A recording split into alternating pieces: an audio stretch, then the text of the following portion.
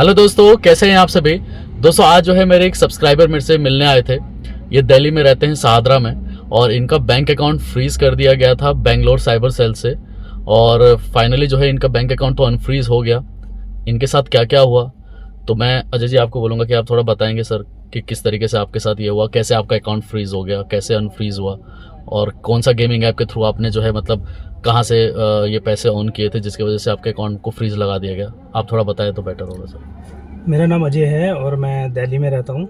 Actually एक बार क्या हुआ कि मैं फ़ोन यूज़ कर रहा था और तो मेरे पास टेलीग्राम पे ना लिंक आए कलर प्रेडिक्शन के जो गेम्स होते हैं, तो मैं उसमें जो है देखने लग गया। तो उससे मेरे को पैसे अर्न हो रहे थे जिसमें वो वॉलेट में जा रहे थे। तो मैंने उसमें क्या हुआ 20,000 रुपये के आसपास मैंने उसमें अर्न किए और वो वॉलेट में ऐड हो रहे थे। हाँ, कलर प्रेडिक्शन से। फिर उसके बाद मैंने क्या करा कि उस जो वॉलेट में जा रहे थे उन पैसों को क्या करा, मैंने अकाउंट में ट्रांसफर करवा लिया अपने। ठीक है। जब वो अकाउंट में ट्रांसफर हो गए 20,000 रुपये, तो क्या हुआ कि उसे आने के बाद ना पैसे तो अकाउंट में मेरा होल्ड कर दिया गया। कितने दिन के बाद होल्ड हुआ? लगभग यही 10 दिन के आसपास मेरा अकाउंट होल्ड कर दिया उन्होंने। मतलब अकाउंट में ट्रांजेक्शन हो रहा था, वो जो 20,000 रुपये आपने विड्रॉल किए थे, 20,000 जो विड्रॉल किए थे वो होल्ड कर दिया। हाँ, होल्ड कर दिया। अकाउंट में ट्रांजेक्शन हो रही थी तो मैंने इतना ध्यान नहीं दिया कि कोई प्रॉब्लम नहीं है उसमें, मेरी ट्रांजेक्शन हो रही थी उसमें से।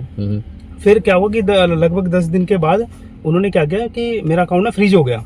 ठीक है। जब मेरा अकाउंट फ्रीज हो गया तो मैं बड़ा परेशान हो गया क्योंकि मेरी काफ़ी सारी EMI वगैरह कटनी हो रही थी, तो EMI वगैरह भी मेरी बाउंस हो गई।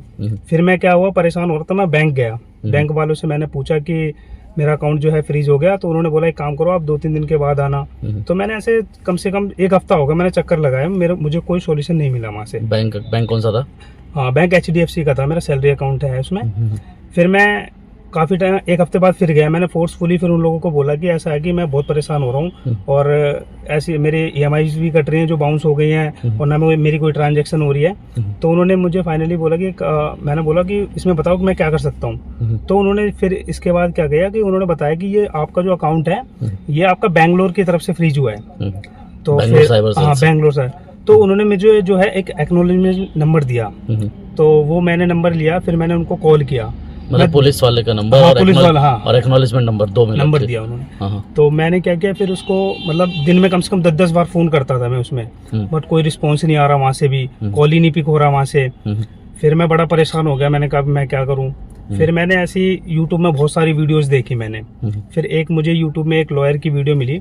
फिर उन्होंने बताया कि हम ना एक लीगल नोटिस भेजते हैं, उससे आपका अकाउंट ना 1 महीने के अंदर आपका अनफ्रीज हो जाएगा।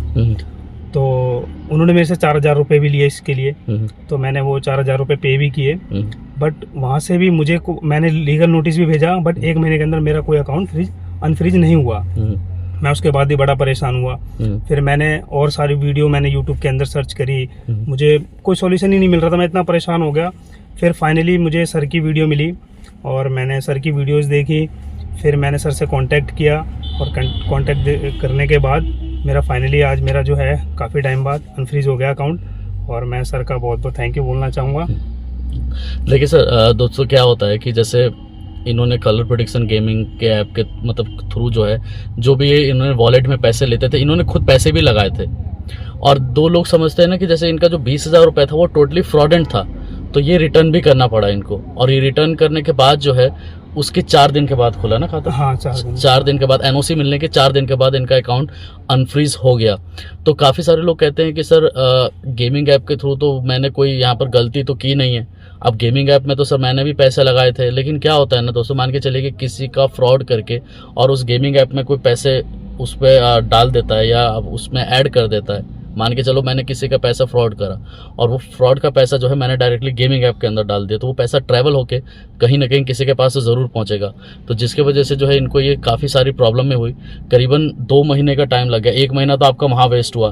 फिर उसके बाद 10-15 दिन इन्होंने कुछ नहीं करा। फिर यूट्यूब पर वीडियो मेरा जो रिकमेंड में आया तो इन्होंने मेरे को फिर कॉन्टैक्ट किया था कि सर ऐसा ऐसा मेरे साथ हुआ है, मैं काफ़ी टाइम से परेशान हूँ, मेरे EMI वगैरह सब बाउंस हो रही है, क्रेडिट स्कोर ख़राब हो रहा है, और ऊपर से जो रिकवरी आ रहे हैं, मतलब इन्होंने बजाज से लोन लिया, बजाज फाइनेंस से लिया, बजाज फाइनेंस से इन्होंने लोन ले रखा था, और बजाज फाइनेंस के रिकवरी एजेंट बार बार घर पे आ रहे।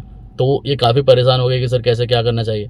तो इन्होंने मेरे से कांटेक्ट किया। फिर इन्होंने बताया कि मेरा बेंगलुरु वाइट फील्ड एक जगह है बेंगलोर में, वहाँ से इनका अकाउंट जो है फ्रीज़ कर दिया गया था। देन फिर वहाँ पर मेरे एडवोकेट गए और वहाँ जाके इनका सॉर्ट आउट करवाया।